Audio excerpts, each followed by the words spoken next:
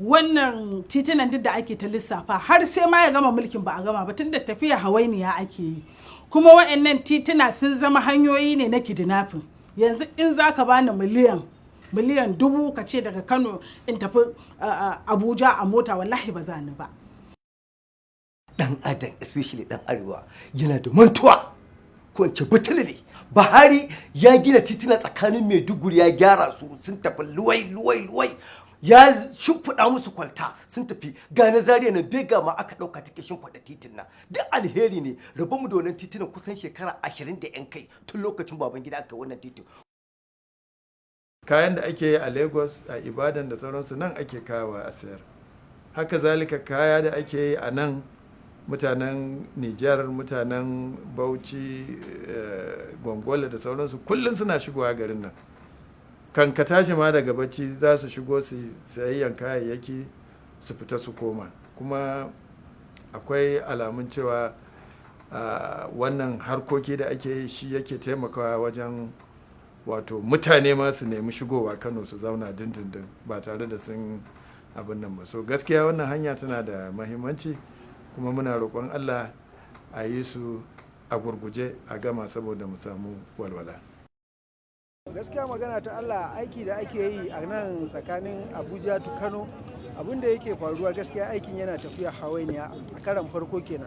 Sannan kuma abu na biyu, baya da tafiya hawainiya akwai accident da yake faruwa matuƙa, saboda wanda bai san hanya ba in ya kama akwai narrow bridge, duk inda suka zo wajen narrow bridge din nan zaka tarar hanyar ta yi faɗi lokacin tahowa, sannan kuma idan ta zo daidai wannan abun bridge sai kaga ta tsuke. Yan fawa alhamdulillah an zo an yi baci A an yi baci B ko yanzu ana zancen baci C, wanda ke yara ne marasa aikin yi maimakon ya zamanto su zauna su ta faman bi nema wajen iyayensu ne ko abin nan ake tallafa musu ta yadda zai zama kuma masu hankali daga cikinsu masu tunani masu azaka an tura su ai wasu gurare don su yi aiki.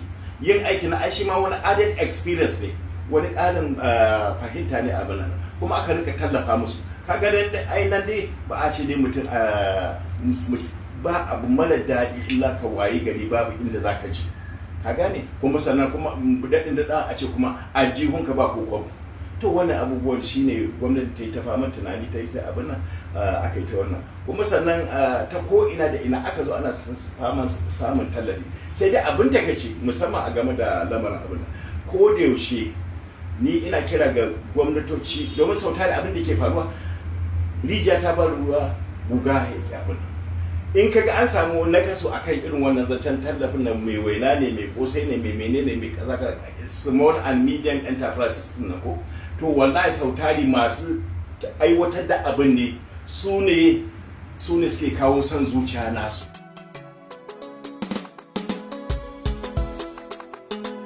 Ku taho